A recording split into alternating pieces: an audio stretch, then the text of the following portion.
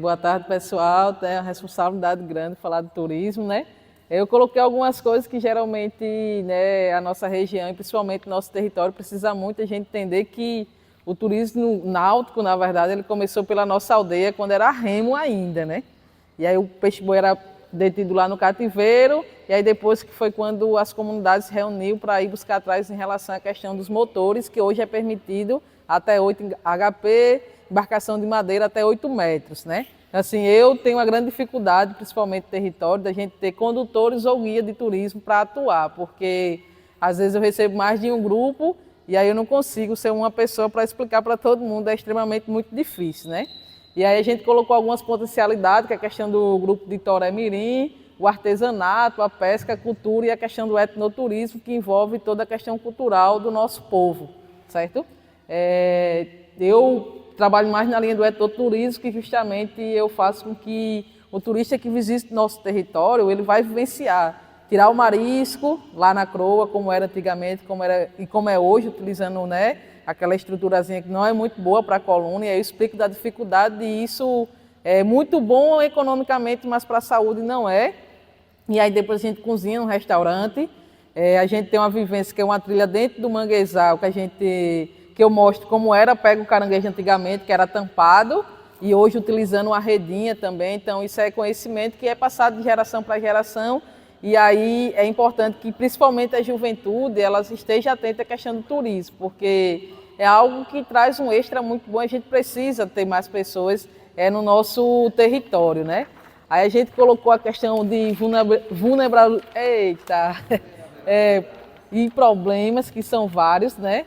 O primeiro deles é a questão da restrição da potência dos motores que circulam na APA do rio Mamanguape, que é até 8 HP, porém a embarcação, quando ela está muito pesada, na saída do encontro do rio Sinimbu com o Oceano Atlântico, a gente tem uma grande dificuldade, corrente e peso. Então, seria, no caso, né, esse problema, a questão da falta de capacitação para o setor de turismo, e se envolve artesão, né, o pessoal de restaurante, todo mundo. Placas de sinalização, que a gente não tem, né, a gente precisa, inclusive as placas que tem uma cozinha que fala sobre a questão do turismo, então a gente não tem placa nem de uma cor nem de outra. A questão da precariedade das estradas também, de acesso às aldeias, que é bem complicado, principalmente durante o inverno. E também a falta de acordo nas visitas ao território, certo? Essa falta de acordo, a gente vai estar como solução lá na frente, que é a normativa da FUNAI 03/2015, que regulamenta o turismo no território indígena, né? Para que isso aconteça, nós, enquanto comunidade, a gente precisa fazer um plano de visitação, dizer onde pode ser visitado, como é visitado, quantas pessoas aquele local suporta também, pensando no meio ambiente também, certo? Além disso, uma falta também de ponto de apoio ao turista, que seria um local onde o turista vai chegar, vai ter toda a informação do que tem dentro do território potiguara, das 32 aldeias, né? Vai ter a parte da culinária, o artesanato também, e a falta de formação para o uso de tecnologia para a divulgação do território. Esses são os problemas, né? E as soluções seria alteração do plano de manejo em relação à questão dos motores, né? Buscar parceria para realizar formações para o trabalho no setor do turismo. Então, a gente precisa, a tecnologia está aí, a gente precisa cada vez mais utilizar ela também no turismo, claro, com cautela, né? Então a gente precisa que todo o setor do turismo ele receba essa capacitação voltada com a tecnologia, porque hoje a gente vende mais pelo celular do que um passeio físico. Geralmente o pessoal agenda muito antes. E também a implementação de placas de sinalização para que o turista possa chegar à aldeia e os pontos de visitação, né? E que o poder público garanta a manutenção periódica das estradas que dão acesso ao território. E aí isso serve não só para o turismo, mas também para nós que somos, né, estamos todos os dias na estrada. E além disso, a construção do ponto de apoio, aí pode ser um convênio com a prefeitura, estado ou demais entidades, né? E aí vem aquela parte da escuta da comunidade e a elaboração do plano de visitação de acordo com a normativa 0.3 de 2015 da FUNAI, que é justamente a que vai regulamentar o turismo no território indígena, certo? Ela já funciona em vários locais, né? E como ultimamente nosso território está sendo muito explorado, principalmente pelo não indígena, a gente não pode deixar o que é nosso ser explorado por outras pessoas. Quem tem que fazer isso somos nós, que nós somos donos do território. Agora, a gente precisa fazer isso com cautela. Não é pegar um ônibus com, sei lá, com 50 pessoas e levar só para um local. A gente precisa também sistematizar e pensar na economia, né? Porque o turismo ele traz para o nosso território muita economia. A gente tenta ao máximo, né, fazer com que a economia ela consiga gerar mais economias dentro do território. Além disso, seria a criação de uma associação de turismo potiguara ou um departamento instituído dentro da Associação dos Caciques. Eu acho que foi até uma proposta do Dr. Douglas, né? Que em vez de criar uma outra associação, iria criar um departamento dentro da Associação dos Caciques, como se fosse uma câmara técnica, teria o pessoal do turismo, Rio Tinto, Marcação e Baía da Traição. E eu acho que a gente esqueceu de colocar também que a parte, né, da condução dentro do território teria que ser feita pelos indígenas. A condução de turismo dentro do território ela precisa ser feita pelo indígena. Acho que aqui embaixo.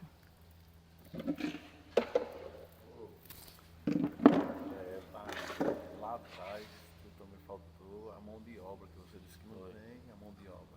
Você não disse que falta mão de obra, que você está sozinho? Sim, sim. Tá lá na outra dia. Então é. Falta Não. mais dia.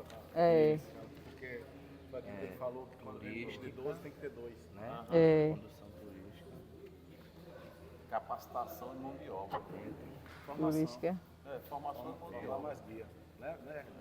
Eu vi ela falando isso. Ser realizada pelo indígena. Aquela parte da formação de mão de obra. Vai ter que ser realizada pelo. Exclusivamente por realizada exclusivamente por indígenas.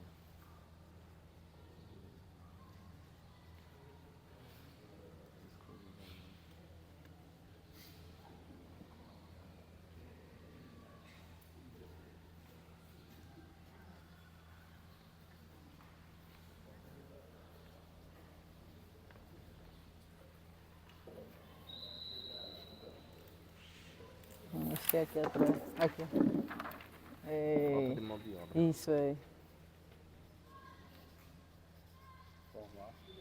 A gente colocou Já tem aí, contempla. a capacitação e falta a mão de obra.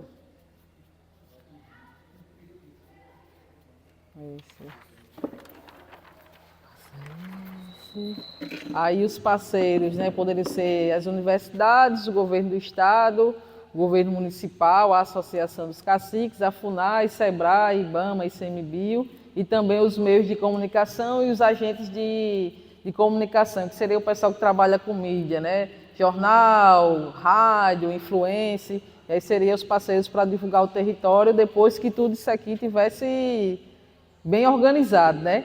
E os projetos em andamento, tem o curso aquaviário que está acontecendo, que é a habilitação dos condutores locais. Então, assim, eu acho que a gente precisa pensar muito de como a gente vai trabalhar o turismo no nosso território. Pensar principalmente para a próxima geração, porque eu trabalho já há mais de 10 anos no turismo, tenho visto que muitas pessoas visitam o nosso território, usufruem, aí não contrata guia, faz de toda forma, acha que é dono do território. E claro que assim, né? Trabalhar com turismo não é muito fácil, porque a gente lida com pessoas. E aí, até assim, eu tenho vários passeios, né? E os preços são de acordo com o que eu vou colocar no passeio. Então, tipo assim, até para mim ter uma apresentação de toré não é muito fácil, porque aí eu sempre tenho dito que a nossa apresentação de toré não existe valor que pague isso. Não existe. O que geralmente é sugerido é um valor simbólico, porque nós não temos preços, certo? E a gente precisa entender isso, que o que nós temos no nosso território, né, a nossa cultura, ela não tem um preço específico. O que a gente pode e sempre tem mostrado é justamente uma contrapartida de cada vez mais mostrar a nossa cultura, né, que a gente é um povo que nunca saiu do nosso território, a gente também traz isso, E aí é bem complexo de verdade, vocês nem imaginam. Ainda bem que a Lia está agora mais, né, no turismo, tem ajudado muito, porque às vezes quando a gente vai para o encontro, eu sou a única pessoa que geralmente estava representando o nosso município. Então tem aí que antes era Trilha dos Potiguara, hoje é Rota dos Potiguara. Eu estou desde a criação dessa Trilha dos Potiguara, quando Ivan Buriti ainda era o secretário de turismo. Só quem estava lá representando o município, Jaqueline. E aí hoje eu sempre tenho dito, a gente planta hoje, não é para colher hoje, não é para as próximas gerações. Tem os filhos de vocês, os netos, os bisnetos que vão trabalhar de forma sustentável no nosso território, né? Eu sempre tenho dito que se a gente não ficar muito atento hoje, lá na frente a gente vai sofrer muito mais do que a gente está sofrendo hoje. No mais, eu acho que é isso. Se alguém quiser mais alguma contribuição, que eu esqueci aqui, que é muita coisa. Acho que